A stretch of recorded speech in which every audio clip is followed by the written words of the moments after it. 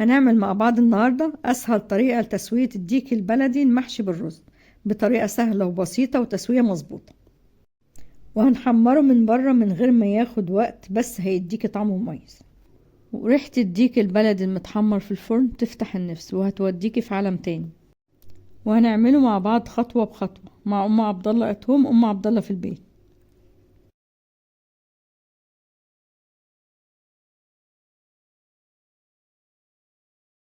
السلام عليكم ورحمة الله وبركاته.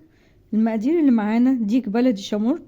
وزن الديك البلدي اللي معايا كيلو 400 جرام، وانت تقدري تعملي ديك اكبر في الوزن، وهيبقى بنفس الطريقة برضو، وهيشرفك في العزومات.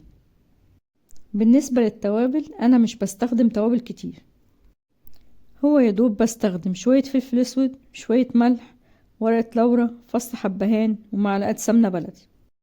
وهو مش محتاج بهارات اكتر من كده، لكن لو حابة تزودي اي توابل تانية زي ما تحبي حطيها براحتك. بصلة صغيرة مبشورة، طماطمية صغيرة مبشورة. بالنسبة لحشو الديك معايا نص كوباية رز مصري، وانا مش بحشي الديك غير حشو رز بس. قبل ما نبدأ في الديك بناخد الرز ننقيه كويس ونغسله ونسيبه في المية ربع ساعة على ما نكمل تنظيف الديك. لو انت منضفة الديك برا البيت، اطلبي من صاحب محل الفراخ يفتح لك الجلد الموجود فوق الصدر، علشان ده الجزء اللي بنحشي فيه الرز. ولو انت منضفاه في البيت مش تنسي تعمليها. وقبل ما تحشي الديك بالرز لازم تعيد عليه تنظيف في الاول، لان في اجزاء زفرة في الديك لازم تشيليها، والاجزاء دي زي ما بعمل في الفيديو لازم تشيليها. واسيبكم مع الفيديو تشوفوني وانا بشيلها بالتفصيل.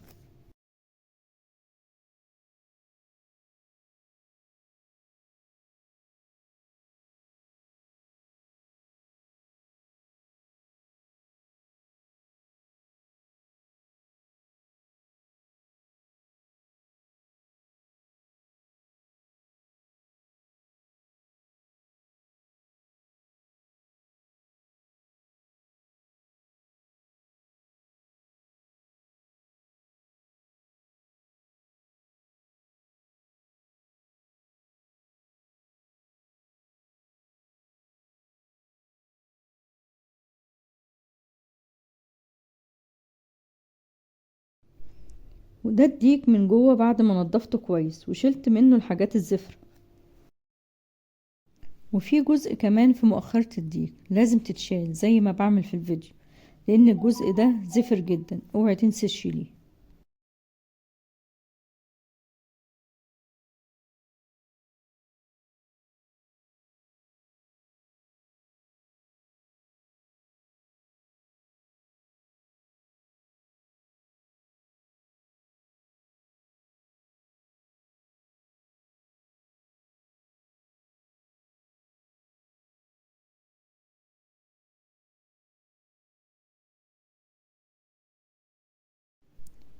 وفي جزء كمان في الديك لازم نشيله وهو في الرقبة، وعبارة عن عرق تجميع الدم، بنشيله زي ما بعمل في الفيديو.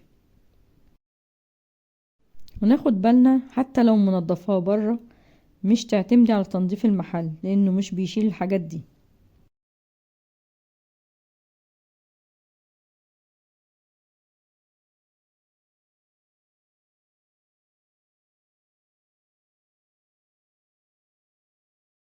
لازم قبل ما تحشي الديك تنقعيه في مية النقع.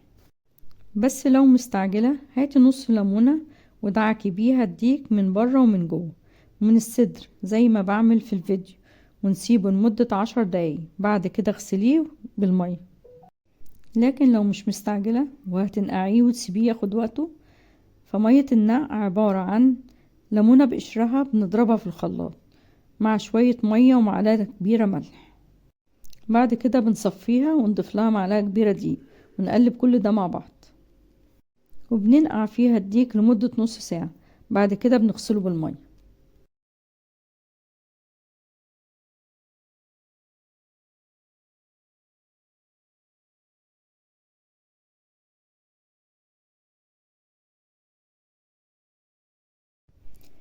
ده الديك بعد ما نقعناه وصفناه وغسلناه بالمية. بنجيب منديل مطبخ وننشفه من جوه من كل المية اللي فيه، زي ما بعمل في الفيديو عشان تضمني انه نضيف معاكي كويس.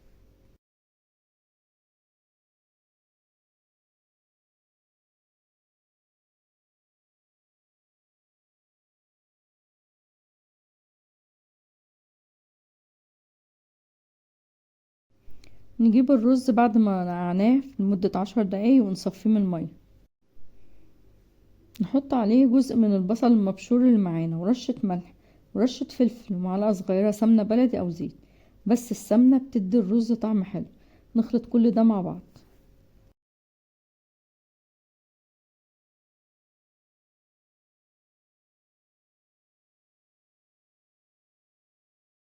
بنجيب الديك ونبدأ نحشي صدر الديك بكمية صغيرة من الرز عشان الرز يستوي مش يفرقع منك وهو بيستوي على النار. ونحشي بطن الديك بشوية رز صغيرين علشان نسيب مكان للرز عشان يستوي.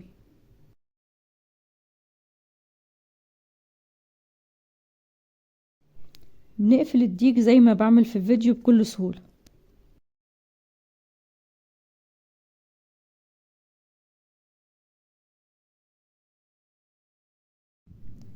نجيب حلة ونحط فيها كمية من المية تكون كفاية انها تغطي الديك. بنحط فيها باقي البصلة والطماطمية المبشورة والملح والفلفل والحبهان وورق اللورا.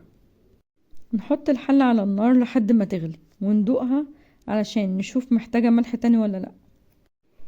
ننزل فيها الديك واول المية ما تغلي والديك فيها نهدي النار ونسيبه لحد ما يستوي براحته. وهو شامورت مش بياخد اكتر من نص ساعة وبيكون مستوي وجاهز معاكي. بنعرف انه استوى ازاي؟ من الجناح بتاعه هتلاقيه بيتكسر معاكي بسهولة. او بندخل ايد معلقة مش سكينة في ورك الديك، لو دخلت بسهولة معاكي يبقى استوى. لو لسه سيبيه من 5 دقايق ل10 دقايق كمان. واحنا مش بنختبر تسوية الديك قبل تلت ساعة لنص ساعة. وده شكل الديك بعد ما استوى. هنجهزه للتحمير في الفرن. بنجيب معلقة كاتشب صغيرة او معلقة صلصة طماطم مع معلقة صغيرة سمنة بلدي او زيت وبنخلطهم مع بعض. وبفرشة بنبدأ ندهن الديك بالخليط اللي عملناه. ندخله تحت الشواية يتحمر من كل الجوانب وهو مش بياخد اكتر من 5 ل10 دقايق بالكتير. وده شكل الديك بعد ما اتحمر وجاهز معاك للأكل. وبالهنا والشفا. وبكده نكون وصلنا لنهاية وصفتنا الديك البلدي المحشي بالرز ومتحمر في الفرن. جربوا الوصفة وقولوا لي رأيكم في التعليقات، ولو في أي أسئلة أو استفسارات سيبوها لي في التعليقات. أتمنى تكونوا استمتعتوا بالوصفة وأشوفكم في فيديو جديد إن شاء الله.